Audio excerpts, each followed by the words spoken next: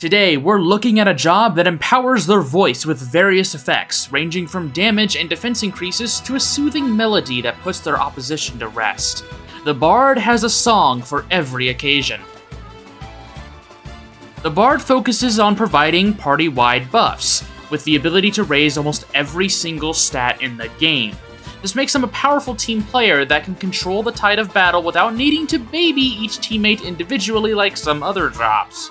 On the flip side, the Bard's stats themselves aren't anything spectacular, and you'll often find yourself giving them whatever you have on hand, rather than focusing on a particular build. A high base defense is probably a good start though, since this job does have a high chance of being targeted with attacks, which means they can easily snap in half.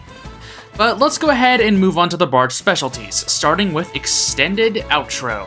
This specialty increases the duration of the Bard's songs by 1 turn. Longer duration on your buffs is obviously very good, so I don't think I need to ramble on too much about this one. The Bard's second specialty is Encore.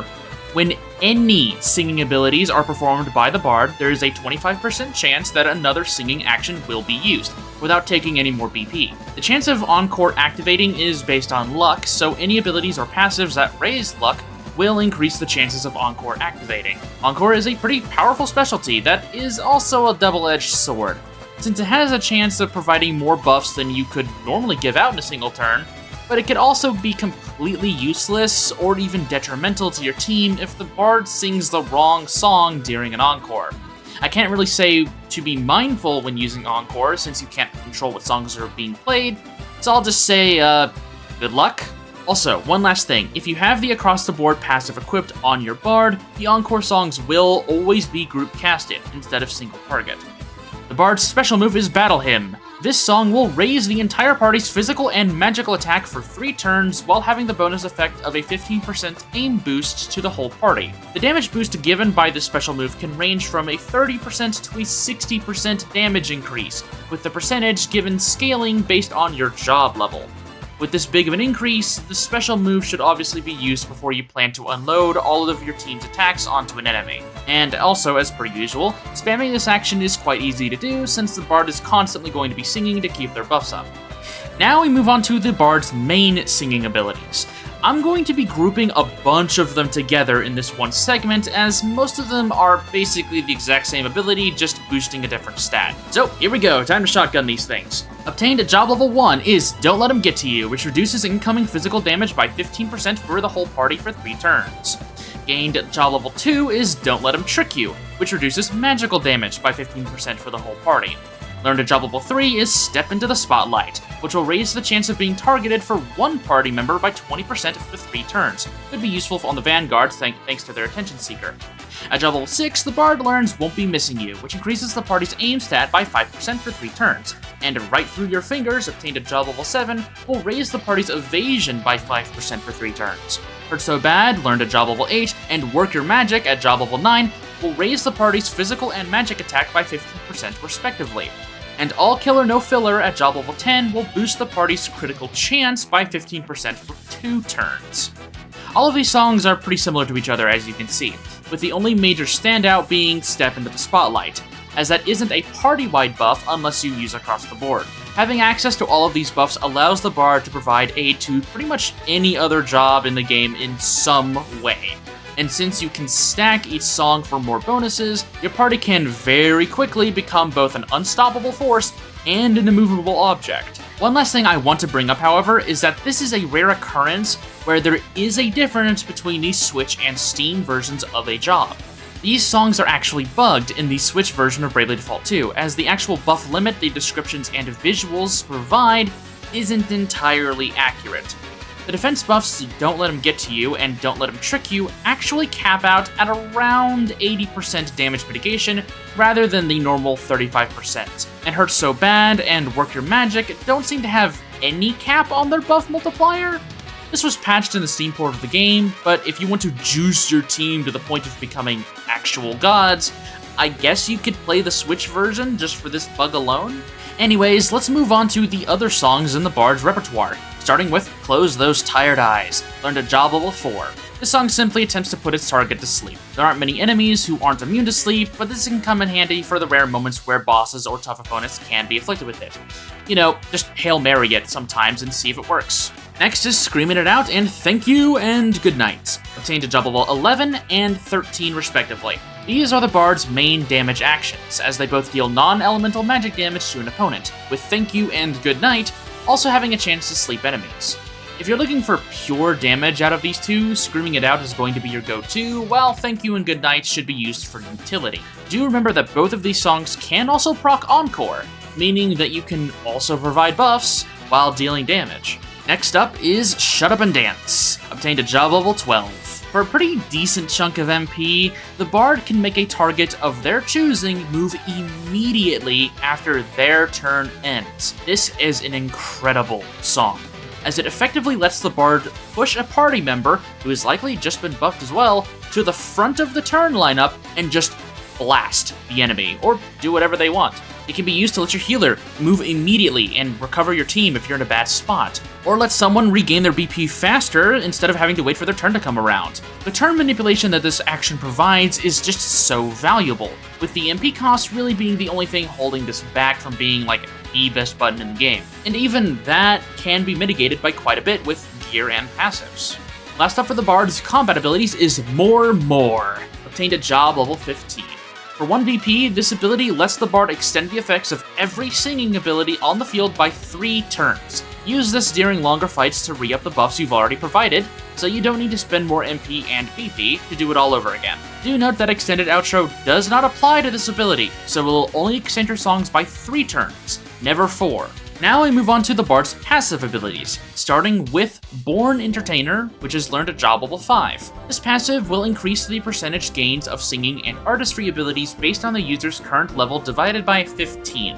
I will provide a visual of the boosts, but at most you will see a 7% gain added onto the buffs and debuffs provided by songs and artistry. And at job level 14, the Bard learns Epic Group Cast. This passive will remove the damage fall-off from spells and abilities that target multiple enemies. This will also affect regular attacks and healing spells as well. This passive is wonderful for any job that has attacks that hit every target, and when paired with Across the Board, the Dragoon's Full Force, or the Berserker's Indiscriminate Rage, you can sweep enemies and bosses alike for a ludicrous amount of damage. Because of this, the Bards themselves won't see too much use out of Epic Group Cast, unless you're aiming to have them play as like the team's healer or something. Slot this on aggressive jobs and watch them kill everything in sight with ease. Now, the Bard is pretty easy to understand, at least I'd hope so. Buff party, party happy. What this job provides outside of team buffs or turn manipulation isn't very much, but it honestly doesn't need many other tools outside of what it already has to be successful in battle. So when looking at sub-jobs, Bards should look for jobs that can complement the support it already brings, or allow them to do something else when singing is either not needed or being countered by bosses. The first of these jobs, and in my opinion one of their better picks, is the White Mage.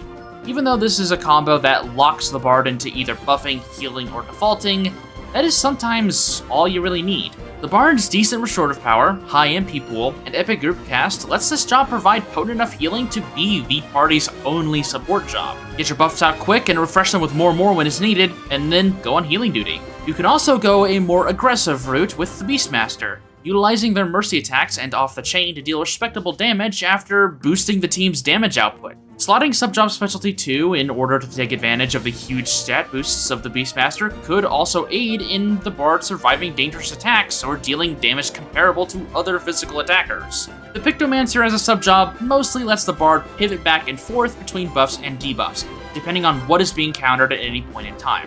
While I wouldn't recommend this combo as seriously as the others, this can be good if you have no desire for your support job to be nothing more than that, a support job. The last recommendation I have is the Oracle, thanks to it having access to elemental damage manipulation, letting the Bard force your opponents to attack with a specified element, which you can then mitigate or even absorb with no real issue. This, plus the added haste buffs and reflect, which songs bypass, can let the Bard control the fight better than they already could. Despite its simplicity, the Bard is capable of accomplishing quite a bit with its limited kit. as it can provide and sustain powerful team buffs, while also having the ability to control turn orders to an extent. While I will admit that due to the sheer amount of counters that limit singing, plus the frail nature of the bard does mean that this job can feel more like a detriment at some points, it can still pull its weight throughout the game if given the means to keep themselves alive. All in all, this job doesn't need to do much to prove why it's such a valuable part of the team, even if it can feel like a crutch sometimes that you really shouldn't rely on. And with that out of the way, let's move on to the fashion tier list. Now, this is the second job that has a peacock look to it, with Vanguard being the first. However, unlike the Vanguard, I actually think the bar design looks quite nice in the art style of the game, making me already like this whole set much more than the Vanguard. But let's go ahead and talk about Seth here. The red and cream colors are an interesting pair that I think Seth pulls off well enough. I quite enjoy the hairpiece as well, as it adds to the showy nature of the bard along with the peacock aesthetic and feathers that are shown off in the back. The tailcoat look is pretty neat for Seth, especially since he's more of a rugged character. Seeing him in this more noble design is pretty cool. So I think this lands Seth in a pretty solid B tier spot. Gloria, and by extension Adele, substitutes the tailcoat look that the boys have for a vibrant dress that goes all the way down to the ground, with longer feathers to boot. The white dress that fades into this blue color near the bottom has a very eye-catching look to it, and Gloria gets some bonus points for, as you would probably expect, having an adorable hat. An outfit truly fit for royalty. A tier. Elvis is probably the weakest of the bunch, but not because of anything he has done personally. In fact, I think he pulls off this look better than Seth in terms of the actual design, but I just don't think the colors work for him very well. Maybe I'm just weird, but the two shades of green used in this outfit, that darker green and then the greenish yellow for the sleeves, just don't look very good in my opinion. The outfit itself, again, looks good on him, but the colors are, nah, B tier. How does Adele keep doing it? Her outfit is just so beautiful, with the dark blue colors that have this glossy look to it whenever you turn the camera. The bard's design philosophy is to catch the eye of the viewer, and Adele's outfit has definitely succeeded in that. An incredible design that is pleasing to look at, and works well within the job's identity. A worthy high A tier spot for you, Adele.